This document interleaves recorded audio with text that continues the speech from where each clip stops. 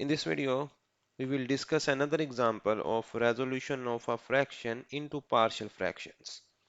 So in last video, we learned about the partial fractions and we have discussed about the rule number 1, that how to resolve a fraction into partial fractions. यानी हम last video में देख चुके हैं कि partial fractions क्या है और हम इसको किस तरह एक गिवन फ्रैक्शन को पार्शियल फ्रैक्शन में कन्वर्ट करेंगे। इस वीडियो में हम एक और एग्जांपल देखते हैं पार्शियल फ्रैक्शन बनाने के लिए कि किस तरह हम एक फ्रैक्शन को पार्शियल फ्रैक्शन में कन्वर्ट करते हैं। तो हम एग्जांपल लिखते हैं यहाँ पे, एग्जांपल एग्जांपल ये हम लेते हैं और एग्जांपल हमारे पास है 6x cube plus 5x² minus 7 over 3x² minus 2x minus 1। ये गिवन फ्रैक्शन है, तो इस गिवन फ्रैक्शन को हम रिजॉल्व करेंगे इनटू पार्शियल फ्रैक्शंस में, यानी हम इसके पार्शियल फ्रैक्शन जो है वो ड्रा करेंगे, यानी इसके पार्शियल फ्रैक्शन हम बनाएंगे।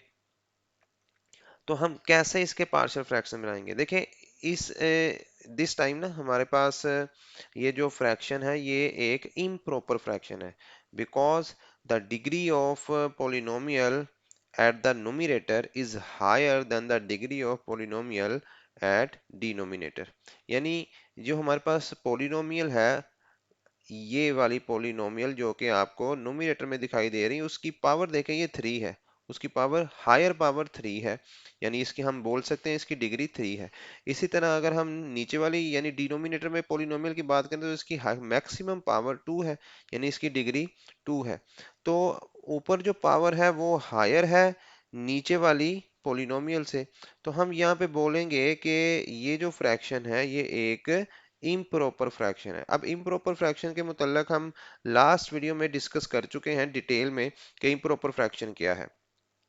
तो यहाँ पर भी हम अब क्या करेंगे, सबसे पहले अगर आपके पास इम्प्रॉपर फ्रैक्शन होगा तो आप उसको कन्वर्ट करोगे प्रॉपर फ्रैक्शन में।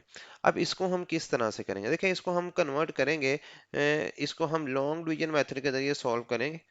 हम इस तरह से इसको डिवाइड करेंगे और यहाँ पे हम यहाँ पे लिखेंगे 6x cube plus 5x² plus 5x² minus 7, और इसको हम डिवाइड करेंगे यानी डिवाइजर को हम यहाँ पे लिखेंगे 3x² माइनस 2x माइनस 1। अब हम इसको डिवाइड करेंगे, देखें इसको मैं 3x² को किस नंबर से मल्टीप्लाई करूँ कि 6x³ आए, तो 2x को अगर हम मल्टीप्लाई करें 3x² के साथ तो आप देख सकते हैं 2 3 आर 6 और x² जब x से मल्टीप्लाई होगा तो 6x³ आएगा, तो हम यहाँ पे लिखेंगे 6x³। अब इसको इन बाकी दो टर्म से भी मल्टीप्लाई करवाया जाएगा, तो माइनस 4x² और माइनस 2x, वो माइनस 2x हम यहाँ पर लिख लेंगे। अब इनके साइंस हम चेंज करेंगे, माइनस प्लस ये हो जाएगा प्लस का, ये तो कैंसिल हो जाएगा, और अगर हम इनको ऐड करें ये हो जाएगा 9x²। अब इसको लिखेंगे प्लस 2x यानी x वाली टर्म, और लास्ट पे हम लिखेंगे माइनस 7। अगेन इसको हम मजीद फर्दर यानी चूंकि अभी डिग्री सेम है इसको फर्दर हम आगे लेके चलेंगे। अब यहाँ पे प्लस है तो हम यहाँ पर भी प्लस लगाएंगे। अब इसके साथ यहाँ पे मैं कौन सा नंबर लगाऊं कि 3x² जो है वो 9x² बन जाए, तो अगर मैं यहाँ पे 3 लिखूं तो 3 3 आर 9x² होगा। उसके बाद माइनस 6x और माइनस का 3 होगा। अब इनके साइन चेंज करेंगे, माइनस प्लस प्लस, ये प्लस 2x प्लस 6x हो जाएगा 8x, और माइनस 7 प्लस 4 हो जाएगा माइनस का 4। तो अब हम इसको लिख सकते हैं, इसको हम यहाँ पे चूंकि मेरे पास स्पेस यहाँ पे कम है तो हम इसको इधर नीचे लिख लेंगे कि 6x³ plus 5x² minus 7 over 3x² -2x - 1 is equal to, हम इसको लिख सकते हैं, सबसे पहले हम क्वोशंट लिखते हैं जैसे हमने देखा था लास्ट वीडियो में कि किस तरह हम प्रॉपर इम्प्रॉपर फ्रैक्शन को प्रॉपर फ्रैक्शन में कन्वर्ट करते हैं। तो उसके लिए हम लॉन्ग डिवीजन मेथड का जो प्रोसेस है वो लगाने के बाद हम लिखते हैं क्वोशंट 2x + 3, फिर प्लस लगाएंगे और रिमाइंडर लिखेंगे 8x - 4, और इसके डिनोमिनेटर में हम लिखेंगे ये डिवाइजर, तो लिखेंगे 3x² -2x - 1।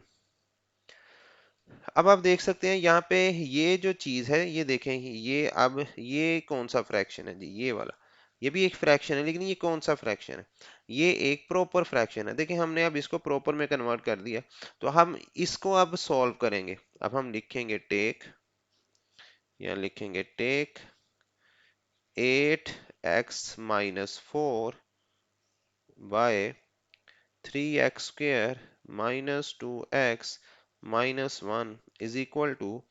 अच्छा, अब यहाँ पे अगर हम इसके देखें, ये क्वाड्रेटिक एक्सप्रेशन है, देखो आपको इसमें मैक्सिमम पावर 2 नजर आ रही है, तो हम इसके फैक्टर्स बनाएंगे। तो हम यहाँ पे लिखेंगे, अगर इसके हम फैक्टर में, तो इसको लिखें 8x - 4 ओवर, इसके फैक्टर हम यहाँ पे बना लेंगे, इसके 3x² -2x - 1। अब हम इसके जब फैक्टर्स यहाँ पे बनाएंगे तो ये आएगा, इसको हम इधर ले आते हैं इस तरह से, तो ये आएगा 3x² -3x + 2x - 1। आप देख सकते हैं इन दोनों में 3x कॉमन है, इधर बचेगा x - 1 प्लस इन दोनों में से 1 कॉमन है, यहाँ पे इन दोनों में कॉमन है, आप देख सकते हैं -3, ये यहाँ पे 1, यहाँ पे हम लगाएंगे 1, ये तो 6 हो जाएगा ना, हमें चाहिए 3।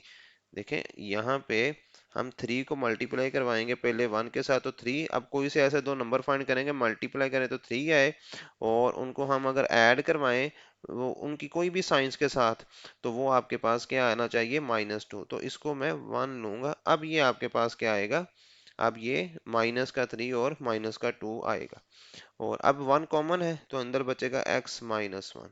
तो इसको हम लिख सकते हैं x - 1 एंड 3x + 1। तो ये दो फैक्टर्स हुए, x - 1, यहाँ पे हम लिख लेंगे x - 1 और 3x + 1, ये इसके दो फैक्टर। अब इसको हम जब पार्शियल फ्रैक्शंस इसके बनाएंगे तो कैसे बनाएंगे, ये पहला लीनियर फैक्टर है तो हम लिखेंगे a/x - 1 प्लस दूसरा भी लीनियर फैक्टर, इसको लिखेंगे b/3x + 1। अब आपकी अंडरस्टैंडिंग के लिए हम क्या करते हैं, हम इसको थोड़ा सा नीचे लिखेंगे इसी को, यानी इसी चीज को हम अगेन एक दफा नीचे ड्रॉ करेंगे, नीचे हम इसको राइट करेंगे एक दफा। तो हम यहाँ पे इसको लिख लेंगे 8x - 4 over x - 1 and 3x + 1। देखें ये चीज है वो इसी के इक्वल है ना, तो हमने इसको लिख लिया, और ये किसके इक्वल है, ये इक्वल है a/x - 1 प्लस b/3x + 1। अब यहाँ पे देखें, ये जो पहले हमने यहाँ पे इम्प्रॉपर में से प्रॉपर को जब निकाला था, तो ये एक इक्वेशन है, इसको हम नाम दे देते हैं इक्वेशन नंबर 1 का, इसको हम नाम दे देते हैं, इस नीचे वाली इक्वेशन को हम नाम देते हैं इक्वेशन नंबर 2 का, जी इसको हम इक्वेशन नंबर 2 बोल देते हैं। तो यहाँ पे हम क्या करते हैं, अब पूरी इक्वेशन, नेक्स्ट स्टेप वही सिंपल स्टेप जो हमने लास्ट एग्जांपल में डिस्कस किए थे, पूरी की पूरी इक्वेशन को हम इससे मल्टीप्लाई करेंगे, ये x - 1 और 3x + 1 से। तो अब हम यहाँ पे जो है डायरेक्टली इसको सॉल्व करेंगे, because we have learned in example number 1 के हाउ टू मल्टीप्लाई, कि कैसे हम मल्टीप्लाई करते हैं इसके साथ। अब यहाँ पे हम लिखते हैं, यहाँ पे जब मल्टीप्लाई किया जाएगा इसके साथ, तो यहाँ पे बचेगा 8x - 4, यहाँ बचेगा a × 3x + 1, और यहाँ पर बचेगा x - 1, b × x - 1। फर्दर आप इसको अगर जीरो के इक्वल पुट करोगे, यहाँ से x की वैल्यू 1 आएगी। तो इस इक्वेशन को हम थर्ड इक्वेशन नंबर 3 बोलेंगे। तो आप यहाँ लिखोगे put x is equal to 1 in equation 2। अब ये x की वैल्यू 1 जब हमने यहाँ से निकाली, तो इसको आप इक्वेशन 2 में पुट करोगे, तो इक्वेशन विल बी 8 x की जगह 1 माइनस 4 ओवर x की जगह ये वाली इक्वेशन में हम पुट कर रहे हैं इक्वल। तो ये इधर तो ये लाइन तो नहीं, हम इसको रिमूव कर देते हैं। a अब 3 x की जगह again 1 plus 1 plus b x की जगह 1 माइनस 1, ये इक्वेशन 2 में हम पुट कर रहे हैं। तो 8 माइनस 4 4 होगा, और 3 1 जा 3 प्लस 1 ये भी 4 ही होगा, और 1 माइनस 1 0 हो जाएगा। तो हम इसको 0 को चलिए एक बार ड्रा यहाँ पे हम इसको राइट कर लेते हैं। तो 4 इधर 4 की तरफ आएगा तो डिवाइड होगा, यहाँ से आप देख सकते हैं a की वैल्यू जो है वो 1 आएगी। तो इस तरह हमने एक कांस्टेंट की वैल्यू जो है फाइंड कर ली। अब हम दूसरे कांस्टेंट की वैल्यू निकालते हैं यहाँ से। वो कैसे? इसको जब हम जीरो के इक्वल पुट करेंगे, तो यहाँ देखें, अगर लिखता हूँ 3x plus 1 is equal to 0, तो यहाँ से x की वैल्यू आएगी -1/3। अब इसको हम पुट करेंगे इक्वेशन नंबर 2 में। तो हम यहाँ पे लिखेंगे put x is equal to -1/3 in equation 2। जी, इक्वेशन नंबर 2 में हम पुट करेंगे। तो ये है हमारी इक्वेशन नंबर 2। ये इक्वेशन नंबर, ये वाली इक्वेशन है जी। इक्वेशन नंबर 3 जो ये इसको हमने 2 समझा, ये इक्वेशन नंबर बेसिकली 3 है। हमने देखे यहाँ पर भी ये जो वैल्यूज पुट की हैं, ये एक्चुअली हमने इक्वेशन नंबर 3 में पुट की हैं। तो इसको हम यहाँ पे लिख लेते हैं, ये इक्वेशन नंबर 3 है। यहाँ पे भी, इसमें भी हम देख लेते हैं, इसको भी हम लेते हैं। ये इक्वेशन नंबर एक्चुअली हम इसमें पुट कर रहे हैं ना, इसमें हम पुट कर रहे हैं। तो ये वाली जो पुट हमने x की वैल्यू पुट की, वो भी 3 में पुट की थी। तो इसलिए हम इसको भी इक्वेशन नंबर यहाँ पे 3 ही लिखेंगे। अब यहाँ पे देखें, अगर इसको हम बात करें, तो ये भी यही केस है। यहाँ पर भी हम इक्वेशन नंबर 3 में ही पुट करेंगे। तो यहाँ इसको हम रिमूव करके लिख लेंगे इक्वेशन नंबर 3। अब यहाँ पे x की वैल्यू -1/3 पुट करेंगे, तो यह होगा 8, x की जगह पे आएगा -1/3, again -4 is equal to a, 3x की जगह पे -1/3 प्लस 1, और ये ब्रैकेट है इस तरह से, और ये a है, और इसके बाद 3x की वैल्यू -1/3 लगाई, प्लस 1 लगा दिया, प्लस अब ये b है, यहाँ पे देखें ये b, और x की जगह -1/3 प्लस -1 हो जाएगा। अब हम इसको सॉल्व करेंगे, सिंप्लीफाई करेंगे। अगर यहाँ पे अगर एलसीएम ले लें, तो एलसीएम यहाँ पे आएगा -8 -12 इज इक्वल, ये 3 से 3 कैंसिल, यहाँ से -1 प्लस 1 0, 0 मल्टीप्लाई बाय a हो जाएगा, तो ये 0 बचेगा, प्लस b। अगर हम इसका एलसीएम लें, तो यहाँ पे आएगा -1 माइनस का 3, अब -8 -12 -20 होगा, 20/3 इज इक्वल टू b, और ये हो जाएगा -4/3। अब हम यहाँ से b की वैल्यू निकालेंगे, इन दोनों को हम राइट साइड पे, लेफ्ट साइड पे ले आएंगे, तो होगा -20/3, लेफ्ट साइड पे आएगा, तो ये वैल्यू जो है वो 3 ऊपर चला जाएगा, 4 नीचे आ जाएगा, तो हो जाएगा -3/4 इज इक्वल टू b। यहाँ से 3 से 3 कैंसिल, 4 1 जार 4 एंड 4 5 जार 20, तो माइनस माइनस प्लस, और b की वैल्यू आ जाएगी +5। तो हमारे पास देखें a की वैल्यू भी आ गई, और b की वैल्यू, b भी आ गया, और a। अब इन दोनों की वैल्यू हम पुट करेंगे इक्वेशन नंबर 2 में। यहाँ पे देखें a और b दोनों मौजूद हैं, यहाँ पे हम पुट करेंगे। तो हम लिख लें put the values of a and b in equation 2। तो हम यहाँ पे लिख लेंगे, और मैं यहाँ पे डायरेक्टली जो है इसमें वैल्यूज पुट करूंगा। वैल्यूज आपके पास इक्वेशन में 2 में आएंगे, 8x minus 4 over 8x-4 over x -1, ये x -1 होगा, और साथ है आपके पास 3x प्लस 1, 3x प्लस 1